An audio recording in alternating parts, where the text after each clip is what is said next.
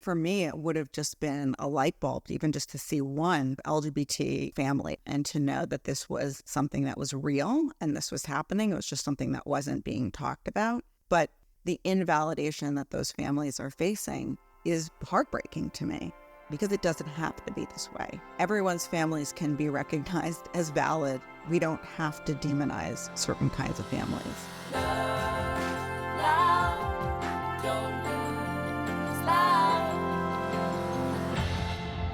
Back in the 1980s, when young Abbie Goldberg's divorced mom struck up a romantic relationship with a woman, Abbie didn't have any models to look to, no vocabulary to help her understand or feel understood in this queer configuration. Today, Abbie's a clinical psychologist and an internationally recognized scholar of LGBTQ families. She's become an expert on queer families, especially the practical and legal obstacles they face, as well as the strengths they bring to the entire family-making enterprise. Abbie E. Goldberg joins us to talk about her new book, LGBTQ Family Building, a guide for prospective parents.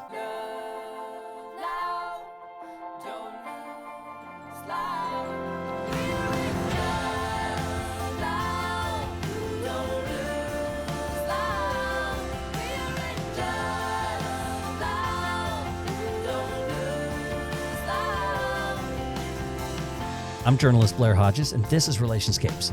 We're mapping the stories and ideas that shape who we are and how we connect with each other so we can build a more just world together. Abbie E. Goldberg joins us today on Relationscapes. Abbie, it's great to have you on the show. Thank you so much for having me. So you've done decades of research. You've written a lot of journal articles, a lot of books and academic work about LGBTQ families. What inspired you to write about this topic and to research this as your career? Well, if I'm going to go really way back, I was raised in a queer parent family myself in the 80s, mostly in the suburbs of New York. And I did not see my family represented in most media depictions of families and most of what we were reading about in families in school. And so I grew up kind of thinking a lot about what families are visible and what families are invisible. And so I was always really passionate about trying to understand and kind of make visible different kinds of families. Wow. So, that was well before, obviously, the legalization of same-sex marriage. And what was that like for you? Were you an only child, siblings? What was the family like? Yeah. So I had two brothers, one much older than me and one younger. And so we experienced our heterosexual parents' relationship dissolution at different times in our life. So it shaped us, I think, in different ways. Our family was really, from the outside, I think looked pretty typical, like a divorced family. But, on the inside, my mother was partnered with a woman. And so that was really not something that most people knew. And it was really only something that we started talking about, when I probably went to college, maybe late in high school. So a few people knew, but it was mostly a secret. Oh, wow. And so, I thought a lot about that over the last couple of decades about how keeping those kinds of secrets when actually there's really nothing wrong with your family as it is. It's just that it's just not accepted in the broader society, how that can shape kids. So. Wow. That makes me think of two things. One, the fact that we've seen a sea change here in your own lifetime. You're part of a big change in visibility for families. And also the fact that families like this have always existed in some way, or that people have always been experiencing feelings and love and trying to make that work in a society that hasn't always been accepting. So the work that you're doing for prospective parents in this book is really valuable. In a way, your own family was pioneering things, and now you as a scholar are a pioneer in helping move that along. So I didn't know that about you before I set up the interview. That's really fascinating. Thank you. Yeah. Oprah Daly did an interesting piece kind of profiling my work and how my personal life influenced me, and a little bit about my trajectory. So it's a fun piece. It's done by a wonderful New York Times reporter that I have worked with over the years and who I trusted enough to tell my story. So it gives a little bit more detail. Say a little bit more about that trusted enough, because obviously this is a really personal thing. So when you're thinking about being public about it, what was that like for you then? Yeah. So when I was, earlier in my career, I was advised by some folks not to really talk about my own personal experience and how it shaped my interests and my trajectory. And I think that's complicated advice, right? I'm not going to say it's bad advice. I think what people were concerned about is that so many of the high profile researchers studying LGBT families were gay themselves. And there was some concern that their work was invalidated because of that. And so here comes this nice cisgender straight woman, by all intents and purposes, that's the way that I am perceived. Yeah. And so I can sort of elevate my work in a different way and maybe be taken seriously and get the work taken seriously in a different way. So I think there was a little bit of that kind of excitement. On the other hand, I think the personal is important. And I think that I'm at a stage in my career where I don't really have concerns about sharing my story in the way that it could affect my access to certain opportunities, for example. Right. That's really interesting that you got that kind of advice. And we've seen a shift where people are a bit more confessional now in the academy. Scholars might be more willing to talk about where they're coming from, about their background, but it's a really interesting taboo, I think, that still exists. And there is that fear that it could call into question people's research or something. So, but on the other hand, I think knowing a little bit about your background does help because of who you are as a person as well. There have always been questions about whether, non-heteronormative families could raise successful children or what those families would look like. And so not only are you doing research, in some ways you yourself complicate any kind of stereotypes that way. So thanks for sharing that. I'll make sure to link to that in the show notes so people can check that out.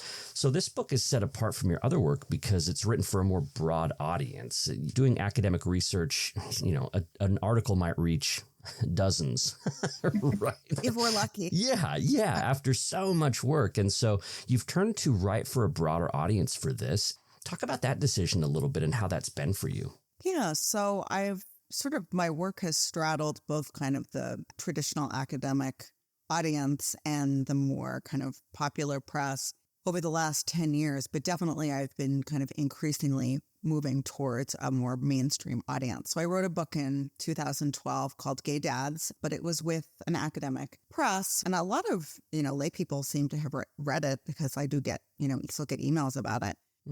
But it was more of a story about how do gay dads become dads. And this is really taking all the things that I have learned in the last 20 years and saying, here's some information that I hope to be helpful to you. So there are stories in it, there are vignettes, there are really some wonderful, there's a lot of data, for people who want that.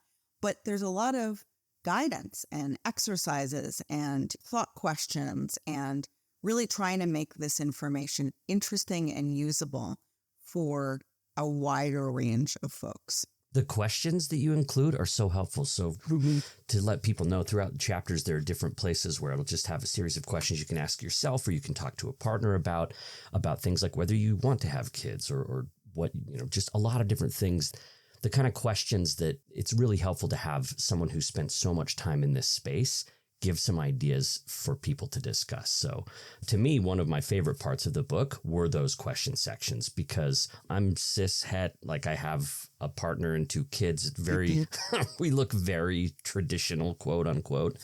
And even for me, a lot of those questions were really useful. So yeah, I think a lot of the questions are great for anybody to ask themselves. I mean, I think exactly. We really need to start thinking about parenthood as, I hope, it's something that people really think through before they endeavor to kind of pursue it.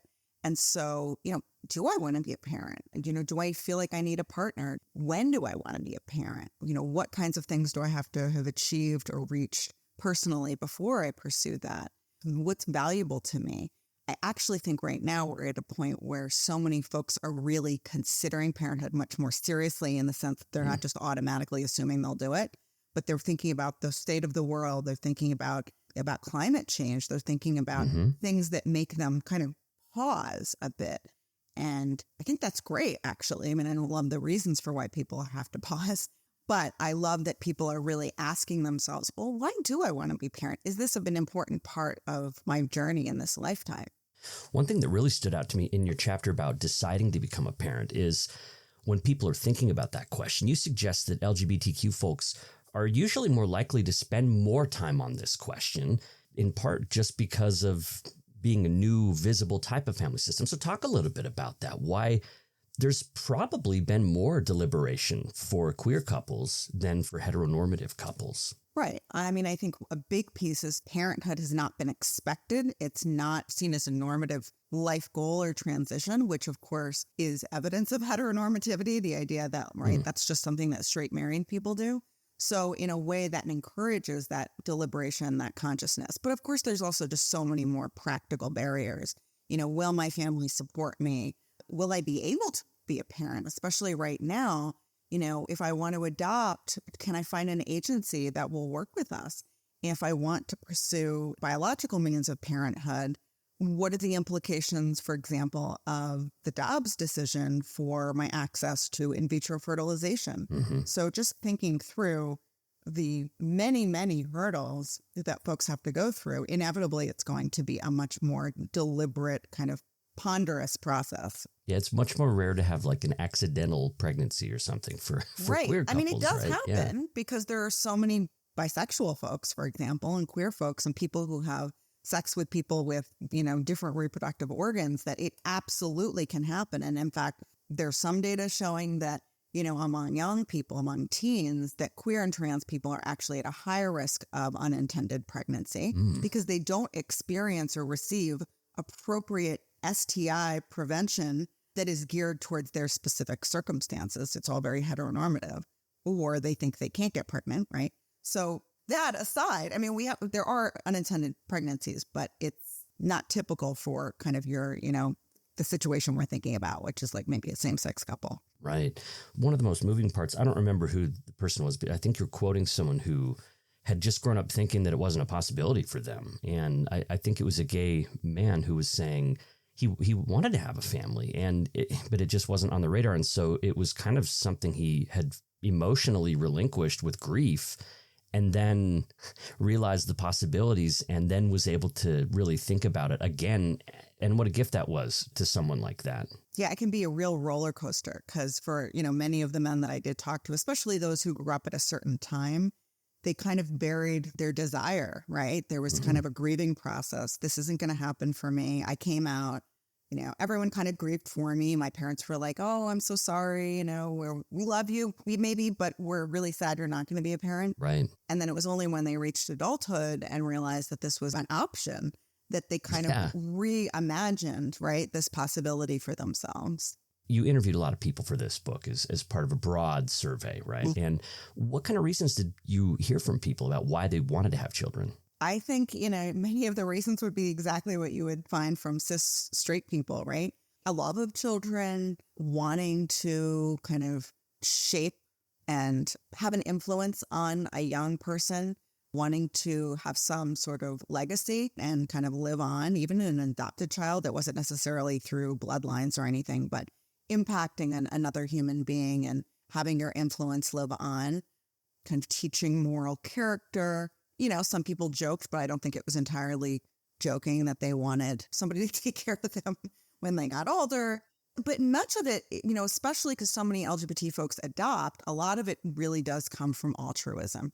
We have a certain amount of resources. We've reached a certain level of stability in our lives. We want to give back. We don't want it to just be about us. And we would like to give a home and give a family and provide for somebody who otherwise wouldn't have a family. You also talked about how sometimes a gay couple has different levels of desire, right? So one partner might be really driven to have children. The other might be more ambivalent or even kind of opposed to it. There's a great thought exercise that you suggest in the book. I really liked this a lot. I think this could work for a lot of different people. You say, live in the yes for a week. Imagine you've decided to become a parent. And then live in the no for a week. Imagine you've decided not to, and write down all of your thoughts and feelings and questions. Write in a journal. You suggest using different colors when you're feeling more excited or when you're feeling more ambivalent or maybe even scared. And then after living in the yes and the no, to then evaluate that with your partner. How did you come up with that? That is such a great idea. I think I drew actually from a bunch of different resources, and also, I've been kind of leading different workshops for many years, and sometimes things come from just I sometimes think my greatest ideas just literally come on the spot. Like I'll be working with some parents or prospective parents and I'll say, okay, this isn't working. Like try this, or, Yeah. go home and try this. But I do think that particular exercise came from a couple different sources and then sort of, with my particular spin on it, right? Which is Right. usually to really be thinking about the idea that there's really no right answer, right? That the idea that you shouldn't, like maybe you're not going to be a parent, right? Or maybe you're going to become a parent alone. Maybe your partner is ultimately going to say, I'm not doing this, right? So it's looking at the reality head on and not necessarily making an assumption about what's going to happen. And for some folks, they complete this exercise with their partner and they realize, wow, one of us is not so on board and one of us is. And then that there is a reckoning there where we either do this and we kind of do it not knowing really what will happen, or we are going to go our separate ways, or we're not going to do it, right? This relationship is the most important thing to me and I don't want to start this parenthood journey without a completely committed partner. So many people are faced with these kind of crossroads, and it's a great opportunity for regrets, but but it's also just, this is life. And the fact that your book is guiding people and helping to coach people through these questions, it's extremely valuable. What kind of barriers do LGBTQ folks talk about that get in the way of becoming parents? What are some of the responses you got to that? So, there are the kind of internal barriers, right? Which, are the things that I can't be a good parent. I won't be a good parent because I'm gay, or, all this kind of internalized homophobia or transphobia, the things that we're getting from society saying you shouldn't be a parent or your kids will be or like you'll harm kids. Yeah, you will harm kids. Or sometimes, most of them say, I don't think I will harm kids, right? They haven't fully internalized that, but they think my kid will be teased. My kid will feel bullied. Like an outsider. My kid will be bullied. And they may actually be hearing that from their own families. So families will say, I'm sure you would be a great parent, but it's other people I'm worried about. I'm worried about other people treating you badly. Your neighbor's not accepting you. Your kid's peers not accepting them. Other parents being cruel to you. So it's certainly that, but it's all that, right? It's all the external stuff. It's the fact that in many states, it's really hard. There are many agencies that are either explicitly or implicitly biased against LGBTQ foster carers or adopters. And many of the folks that I talk to face many barriers where even if they can find an agency that's willing to work with them, maybe they don't get any calls for prospective children, or birth family members don't choose them to be the adoptive parents in open adoptions. So the stigmas sort of have many, many different tentacles of potential influence. So there's all those kind of structural barriers. For many folks, too, they don't really consider it until they're maybe older. And so that curtails their options a little bit more. And so, if they're in their 40s, for example, then they're thinking, well, my reproductive options are more limited. Now I'm turning to adoption. Now I may be face bias based on age, as well as sexual orientation, as well as gender for many gay men, because many people think men can't be as good of parents as women. So there's all those gender-related barriers as well. And then, of course, for a lot of folks, right, like not all LGBT people have access to financial resources, and they don't necessarily have supportive families. So if you have limited income, you don't have family support, those can be significant barriers as well. Let's spend a second, too, on, we've both mentioned this, the claim that children in LGBTQ families are at a disadvantage compared to children who are in other families. This was a big talking point amongst people who were opposed to marriage equality, for example, that this would be bad for the children.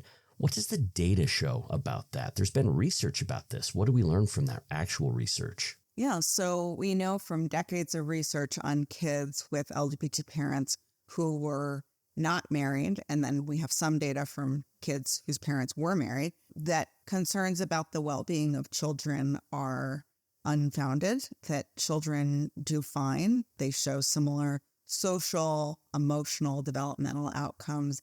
There's some places where they even arguably outperform kids who are raised in cisgender heterosexual parent families. It's not entirely clear why. So, for example, they may do better in certain areas because they are born or adopted to parents who have more resources, right? Because the folks who become parents are a little bit more rarefied. They're a little bit more select because they have had to get through so many things to become parents. They may have more resources. So that could be helping to explain that. It could also be that the challenges that their parents have had to face have built a certain resilience that those parents then pass on to their children. It could be that they work harder, say, in school, or have greater access to, say, therapy because of their parents' alertness to the ways that their families might be perceived. So there's so many different reasons why, but they don't seem to show negative outcomes. They're not mad that they have gay parents. The only sort of challenges that they really experience systematically comes from outside. It comes from external judgment. And so right now what we're seeing, so I'm doing a lot of work in Florida looking at how that legislation around the Parental Rights and Education Act is affecting LGBT families. Those families, they are stressed. They are stressed by the fact that they now face pressure, for example, not to talk about their families in school or feel that they can't be as open about their families. But that's coming from outside. And the limited work that we have looking at kids in married families, or what happens to kids when their LGBT parents get married, shows really positive outcomes. So for kids, having one parent whose legal status might be tenuous or unclear, that was stressful too. Having a biological, say, and a non-biological mom and only being connected to your biological mom, that's very stressful for families. So having, some more greater legal protections is incredibly beneficial to children. Speaking personally, what would it have meant for you to just see other families like yours when you were young? Because you talked about stressors and the sort of, it's connected to visibility, I think. So personally, what would it have meant to you to see more visibility growing up? Oh, it would have been huge. I mean, at the time, there were absolutely I don't think there was a single poster family of LGBT, families. That happened much more in the 90s when, like Rosie O'Donnell and other queer parents sort of became more visible. But really, there was nothing. So, I mean, for me, it would have just been a light bulb, even just to see one and to know that this was something that was real and this was happening. It was just something that wasn't being talked about. But secrecy and isolation breeds shame. And for kids, for example, right now living in states where they're being told they shouldn't talk about their families, that could really turn inward to feel something is wrong with me, something is wrong with my family.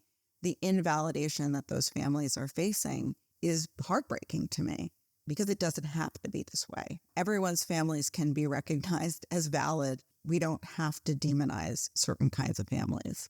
Yeah, there seems kind of a bad faith effort on the part of people who are already discriminating against LGBTQ families to then try to say, oh, these outcomes are bad. Look, these kids are being hurt, when societal pressures and discrimination themselves are harming people, right? And it also, any kind of negativity or any kind of bad things that happen in an LGBTQ family can then be used as a referendum on the idea of marriage equality, instead of saying, here are some of the difficulties that these particular families face. What can we do as a society? What can we do as therapists? What can we, whatever, to help these families? Instead, they're really talking about those things as a way to disqualify LGBTQ families, rather than address how to improve situations for LGBTQ folks, right? 100%. And I really don't ever want to assume that LGBT people are somehow like immune from stress, right? We don't want to say that. So actually hard things do happen in these families. These families also, like straight cisgender families,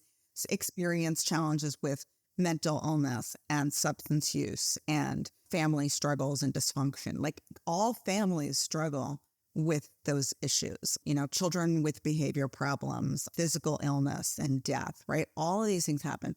So it's not fair to take any family and look at something that's happening within it and blame that family structure for that thing, especially when we're denying them access to resources.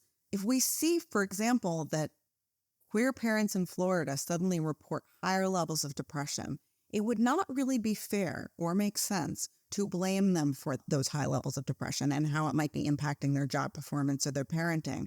It would make a lot more sense to think about the laws and the policies that are creating the circumstances where they are becoming so stressed that they are becoming depressed. How do you recommend LGBTQ folks deal with any internalized stigma that they're growing up with? That sense of shame or the questions they have about whether they would be fit parents because of stereotypes or things that they've heard? What are some ideas for people as they're dealing with their own internalized stigma in deciding to become a parent? Yeah, I think that community support, so having access to other queer people and parents who have reached some level of security in themselves and who are confident and competent around parenthood, I think can be really powerful and empowering to kind of see role models and to begin to kind of take those lessons on oneself. I think, access to LGBT competent therapists can really be helpful in processing those feelings of inadequacy, doubt, self-doubt, doing a lot of that personal work and really being able to eventually situate those beliefs where they belong, which is they're coming from out here and they really don't have much to do with us in here. Could be society, but it could also be just, your parents or your religion or your extended family. That's helpful. So people can check out more in that chapter. Let's move to adoption here. Your second chapter talks all about adoption. And you say that LGBTQ folks are somewhere between 4 and 10 times more likely to adopt than heterosexual couples. And you've already touched on some reasons why that is. Let's talk instead directly about what kind of questions you suggest LGBTQ families think about when they're thinking about adoption as their option for expanding their families. What should they be thinking about together? So I think certainly it's really important to think about the really basic question of how important it is to be biologically related to a child that you are raising. For some folks, that is not an issue. They imagine parenthood not connected to having a child that looks like them or that will carry on certain characteristics. I think some amount of flexibility, cognitive flexibility, emotional flexibility is really important with adoption because, hey, any of us who are parents know you just don't know what you're going to get, right? Like your kid could just be so different from you. You're going to have so many things that you just never expected you'd be dealing with. But when a kid is adopted, that's kind of to the nth power, right? So just because you really love to read and you love to do puzzles and you went to college and you got your PhD, good for you. But your kid may have no interest in any of those things. And they're not going to share, say, your sense of humor, your attention span, like who knows? So to be open is, I think, really, really important. And then you start to winnow down into the other kinds of decisions around how important it is to have a child that, is racially similar to me. How would that be for my extended family? What kinds of things am I open to in terms of, prenatal drug exposure or an older child or a sibling group? Where do my values and my sense of my own abilities and limitations, where do those fall? Because having a sense of your own limitations is a really important thing as a parent in general, but especially when you're thinking about adoption. You mentioned race. There was a section that talked about some of the anxieties that I think a particular couple kind of talked about with you. Basically, the idea that this person wasn't sure if they were equipped to raise a black child, for example, in the United States. And it wasn't from a sense of racism in the sense of like, oh, I don't like black children or whatever, but rather, am I equipped to raise a child? I'm white. I don't have that background. It would be in a white circumstance. One of our episodes is on transracial adoption. So this comes up. So maybe talk a little bit about how LGBTQ folks might wrestle with that idea of race. Because there's this weird like, oh, I don't want to seem racist if I'm saying, oh, I don't want to adopt children who aren't white or who aren't my same race. But at the same time, there are real reasons why that can be a concern. Transracial adoption can be really difficult. Yeah, I think you need to be thinking about, it's not fair to adopt a child of a different race than you are if you are not really up for it and comfortable with it, period. That being said, most kids are not just sort of in these little boxes. First of all, there's a lot of multiracial kids, right? And we don't want to encourage a practice where people say, well, I will be open to adopting transracially if, they're mostly white, right? Like that leads us down some pretty not great paths. But I think in terms of race, you need to be thinking of beyond yourself. You need to be thinking about your community, your school, your family. there are plenty of families that say, well, I'm open to, for example, a white person adopting a child of color, but then they bring this child into their world and they live in a white community. Their children would be, attending a predominantly white school. Their extended family is white. So it's important that parents do that work to think, is this even really fair, before they go down that road? Because a child who, say, is Black and is living in a white town, white school, that's not great for that child. And it's not fair as a parent to kind of immerse that child in that world. You may need to decide, I'm going to move, or, so I can have access to these resources. And I talked to many parents who did make choices about, I have a whole area of research about how parents choose schools for their kids. And many parents will say, well, there's this school, which is mostly white, and it's a really good school. And then there's this school, which maybe has sort of less of a great academic reputation, but my kid will be surrounded by people who look like them. And that's more important. Yeah, it's a really helpful chapter. It talks all about different adoption options, public and private, international adoption, a lot of different things. So people that are considering adoption, this is a great primer for that. What strengths would you say LGBTQ folks bring to the table when it comes to adoption? Are there any unique strengths that you found as you were doing your research? Yeah, many folks will actually tell you something that they feel, which I do think is a strength, which is that they have a history of being discriminated against or being judged, or people, making assumptions about them based on their sexual orientation or gender identity. And so that in turn makes them more open actually to adopting a child of a different race or with a variety of different potential differences, that they sort of feel like, as somebody who's faced stigma in the world, or as somebody who has faced challenges, I feel like I can be a more sensitive parent because of that. So it makes me more open both to adopting children, but it also makes me more open to kind of dealing with whatever issues that the child kind of comes along with. So the challenges that they feel that they've faced in their life have actually made them better parents. Your book also talks about donor insemination and also surrogacy. These are more ways that LGBTQ families are formed. What kind of advice do you offer for people that are thinking about donor insemination when they're thinking about having children? Yeah, we're really moving towards a place where both in the adoption world and reproductive technologies, we understand that kids will want information about their origins, regardless of how their families are formed. So there's a movement towards, if you're going to pursue donor insemination, for example, people want to access donors where there's an option of them becoming known if they're not known already. For example, the child can contact them or know more about them at the age of 18. So it used to be that we had mostly fully anonymous donors, and now we're realizing that children eventually really want to access that information. Likewise, in the adoption world, we're really moving towards open adoptions, where children, have access to their birth families, or at least birth family information. Yeah, this is very child-centered, right? Rather than, because parents might feel protective or want to be like, I just want separation from that. But then they're finding that as kids grow, they don't want that separation. And there's a drive to know more. And I think many parents would say, before I had a kid, before I adopted a kid, or early on, it was very important to me to have those boundaries. We are the parents. But then as they're parenting real human beings who have real questions, that becomes less important than helping that child access information. And they realize that all those concerns around boundaries and, who's really the parent, that's actually less important.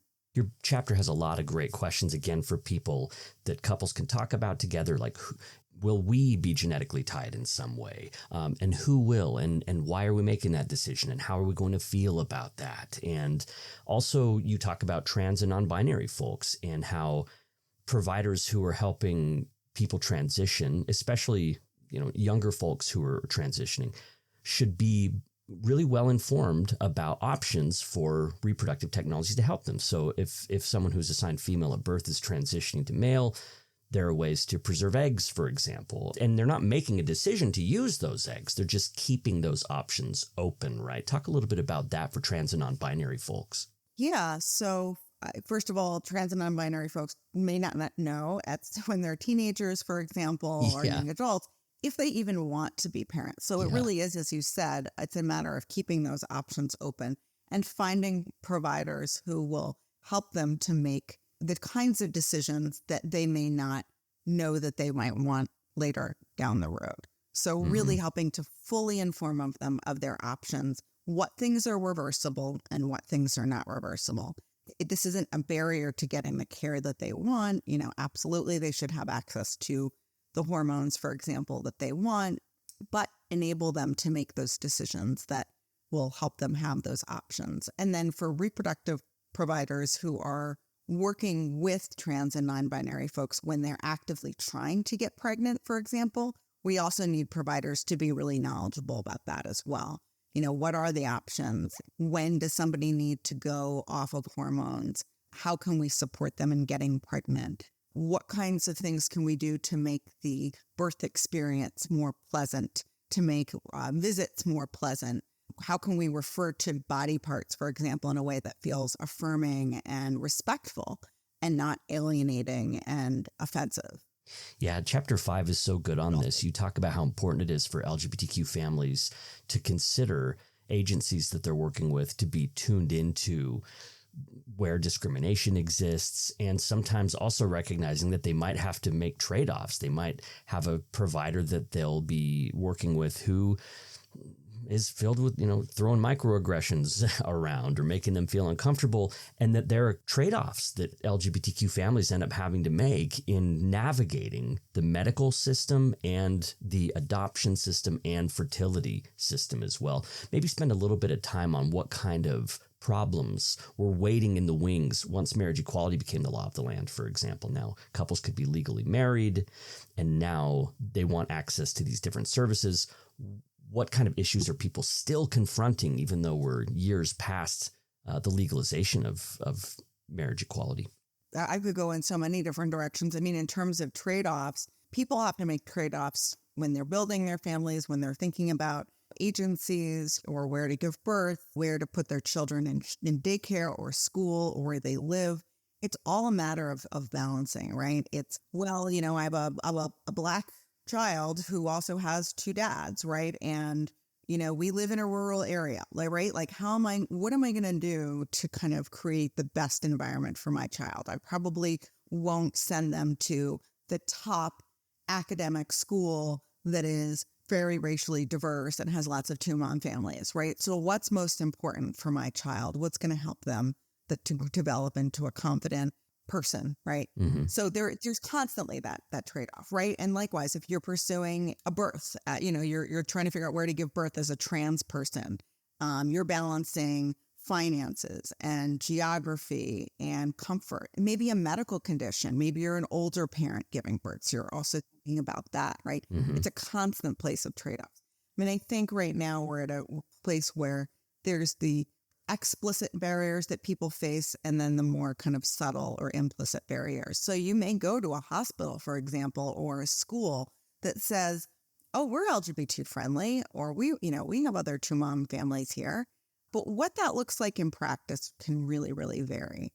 Likewise, you might be living in a really red state that seems to have very little access to LGBT-friendly providers, but you find a place and the people are actually quite wonderful and lovely, right? Mm-hmm. Like, you just don't know. And there's a lot of variability. And sometimes, it's really about finding the right people or the right person within, say, a given agency who will be an advocate, who maybe has a personal connection, maybe has an LGBT child themselves, who will be kind of a warrior for you.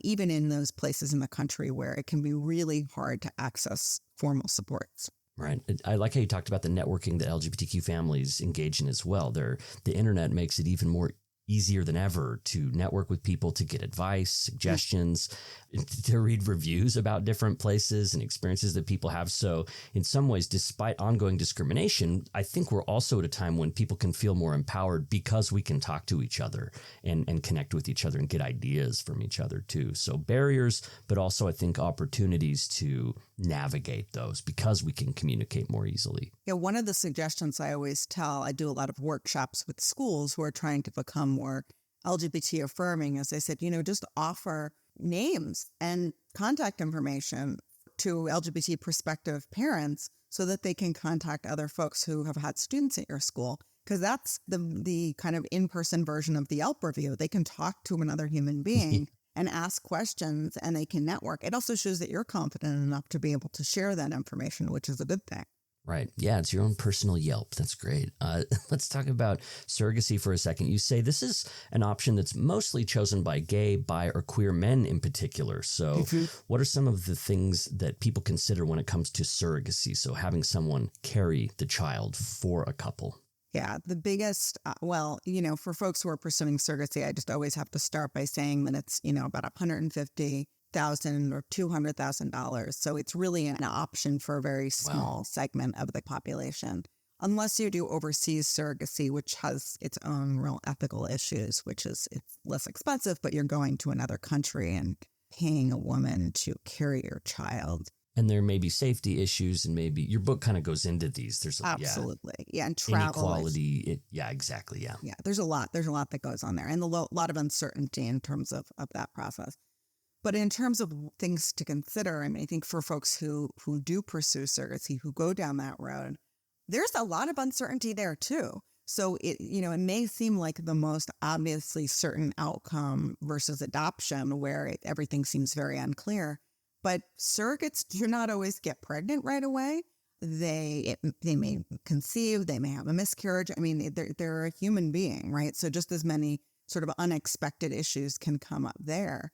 Some folks really, really bond with their surrogates, and some folks, there may not be that same relationship. So it is a relationship like all others. There's also so many people and institutions involved in surrogacy. There's so much legal interaction that it's a very complicated process. It's not even legal in some states. So. Right. They're legal issues. So people that want to pursue it, again, your book does a fantastic job in a short chapter laying out a lot of questions, not just about practical things, but about emotional things. Genetic asymmetry is a term that you bring up that I hadn't really thought of, and we've touched on this a little bit, but the idea that if one partner is genetically related to a child and the other one isn't, that could cause complicated feelings that people might not have anticipated before they actually have a child. Yeah. So if, in many cases, if it's, either surrogacy or conceiving through donor insemination, there is usually one partner who's biologically related and one partner who is not. And so, that's significant to the outside world in that we place a lot of emphasis on biology and to the primacy of biological bonds, which can lead that non-biological parent to either be perceived or to feel like less of a parent.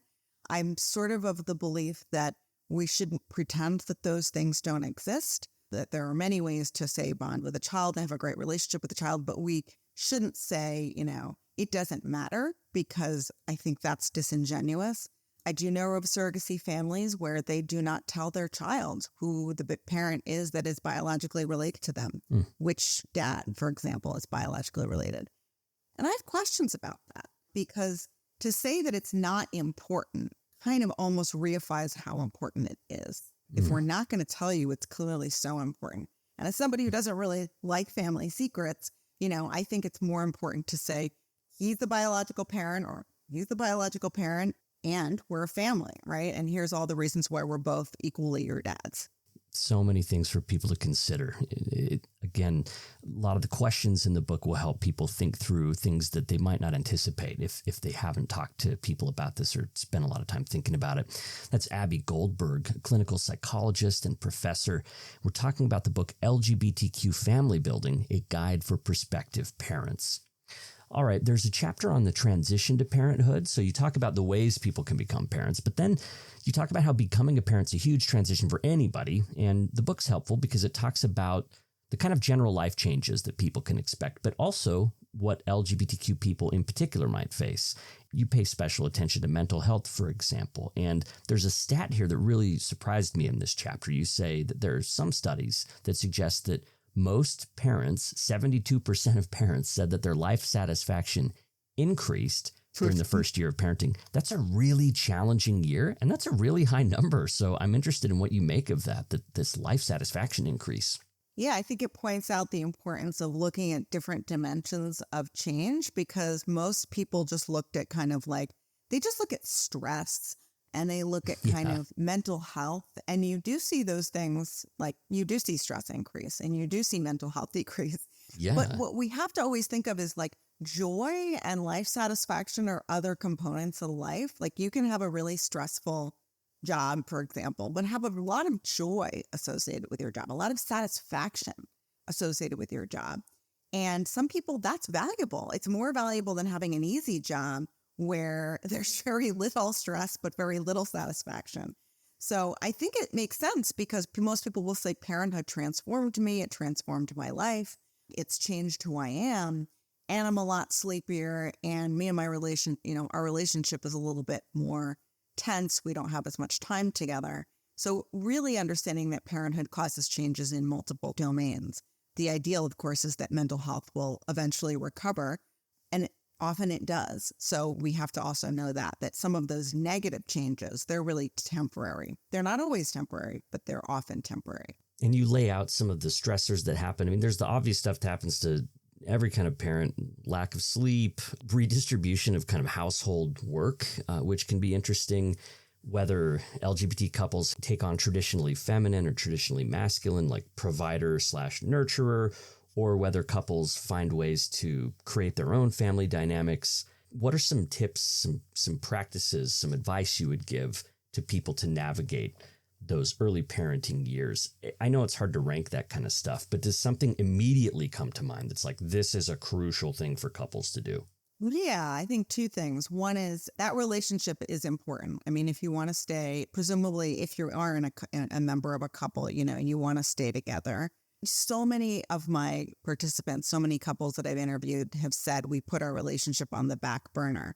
And you can only really do that for so long. So, in an ideal world, you will have access to some time alone where you can honestly just laugh or enjoy each other's company without the really kind of constant challenge of caring for another being's needs. Mm-hmm. And so, whether that means taking time at the end of the day just to talk and sit outside and catch up, or going out, whatever, but making sure that relationship remains a priority. I think some flexibility and sort of awareness that what things are now won't always be this way, and being flexible to change things up. So especially around the division of chores, for example, reevaluating, how that kind of is going. I've done so much work on the division of tasks and how couples divide up chores. And one thing that seems really important is that a lot of times, like, nobody really likes most tasks. So it's really about who hates it the least. That's how I think about it. It's like, who hates cleaning the litter box the least, or who hates unloading the dishwasher the least? And so checking in about whether that's continuing to be a satisfactory and fair division of labor. Because when things feel unfair and when people feel unappreciated, that's when the problems start. So if I feel like I'm doing 70% and I don't even feel like my partner appreciates me, I'm much madder than if I'm doing 70% and I feel like we're constantly acknowledging that I'm doing 70% because I'm maybe working less, for example, and how things need to change, but this is the way it is right now. Yeah, you say that, like, overall studies show that same gender couples tend to share paid and unpaid labor more equally on average than heterosexual couples. Yeah. Perhaps because they already have higher expectations for equality, or perhaps because they don't easily slot into your 1950s Leave It to Beaver view of how mom and dad should be. But also you say there are some couples who do kind of fall into these more traditional patterns where, let's say there's a gay couple who the one partner has a more high paying job, they're gone more often, and then the other partner, she's at home doing more of the quote domestic stuff, the unpaid stuff. And that those circumstances, that doesn't mean that one of them is necessarily more or less happy. You say that differences in contributions don't necessarily lead to tension or conflict. It really depends on the particular relationship and how the couples actually feel about this stuff. Because some couples are like, hey, they might feel okay with a division like that, and that works for them. So it's not like, oh, everyone needs to fit this vision of marital equality. It's more about making sure that people are informed and feeling like they're treated fairly, and that is kind of what people should pay attention to. Yeah, it's really about the match between values and expectations and what the actual division of labor is. Yeah. The next chapter, the last chapter, talks about the early years. We'll just talk about this briefly here. You encourage people to establish their family story really early with their children, to have a story of how their family came to be, what it is, especially because they're still living in a heteronormative society where a lot of people around them, a lot of peer children might be casting judgment or even just making comments like kids do, like, why don't you have a mommy? Or like, why do you have two dads? And so you say that communication with kids young is really important. Some people might think, oh, I just want them to stay innocent and not even think about stuff until they get older, rather than establishing a family story early. Why do you think that might not be the best approach for people? Well, I think you can establish the family story early and do it in a developmentally appropriate and kind of age progressed way.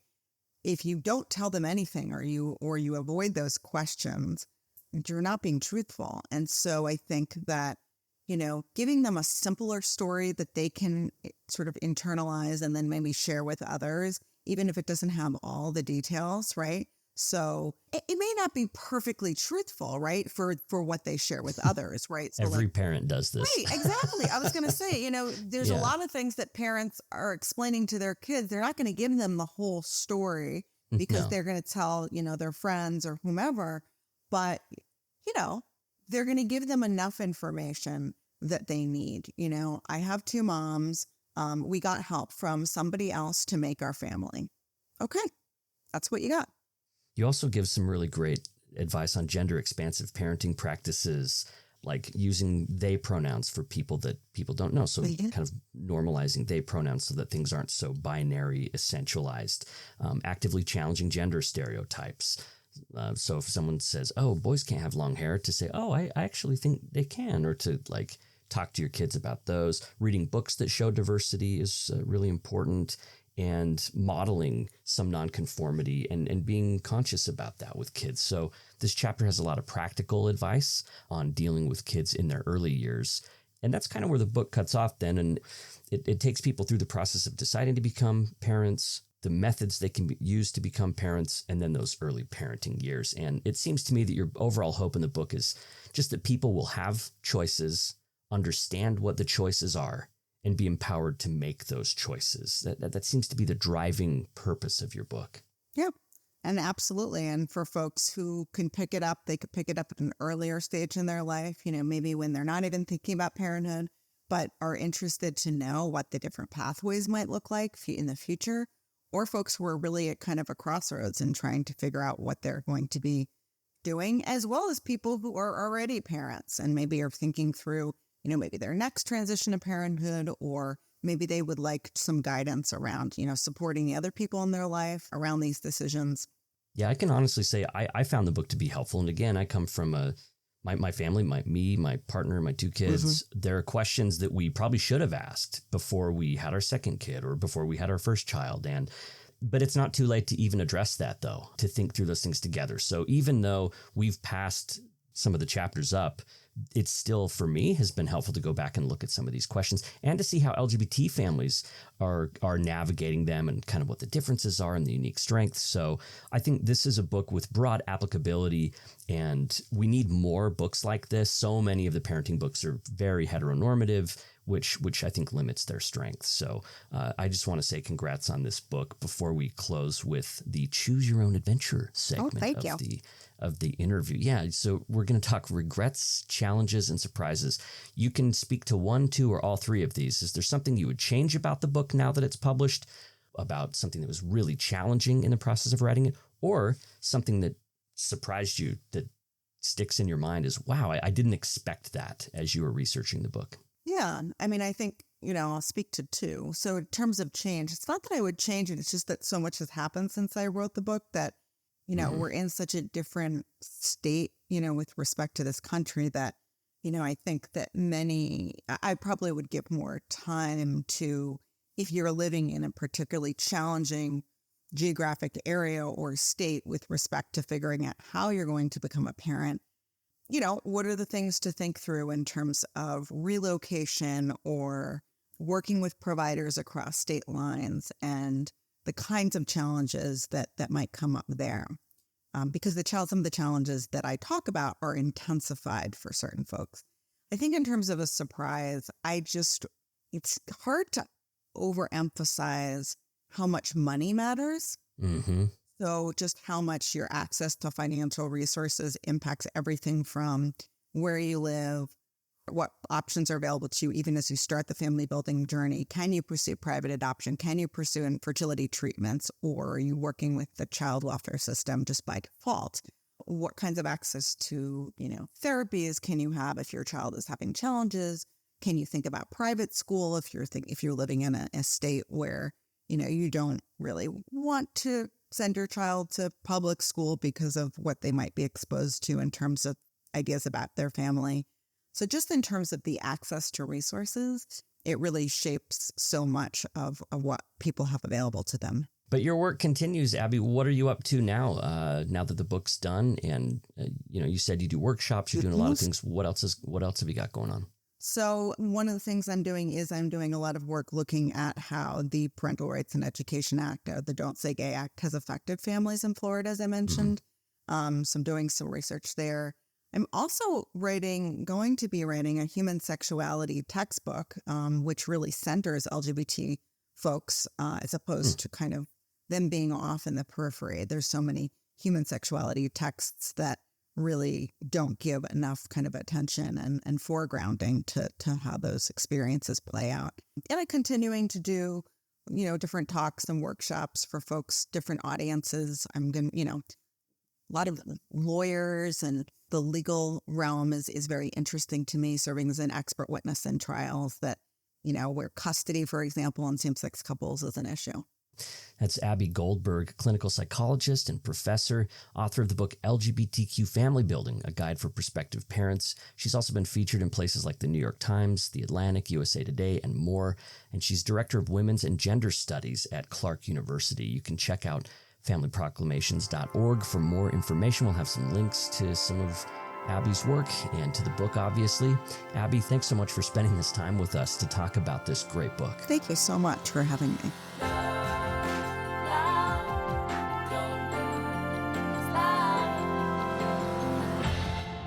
Thanks for listening to Relationscapes, where we're mapping the stories and ideas that shape who we are and how we connect with each other in order to build a more just world. Thanks to Camille Messick for editing the transcript for this episode. You can check that transcript out on the website, relationscapes.org. Thanks to David Osler, who paid for the first group of transcripts. If you have questions or comments about this or any episode, you can contact me at blair@firesidepod.org. There's a lot more to come on Relationscapes, so if you're enjoying the show, please tell a friend. Get some podcast chatter going on at the next family reunion. You can also rate and review the show on Apple Podcasts. That helps as well. Check out this review from Mountain Bluebird. Speaking of which, it says, Blair always finds the most fascinating variety of guests and does a stellar job guiding a conversation. I learn a lot every time I listen. Thanks, Mountain Bluebird, for that review, and I learn a lot every time I do an interview. Mates of State provided our theme song. Relationscapes is part of the Dialogue Podcast Network. I'm journalist Blair Hodges, and I'll see you next time.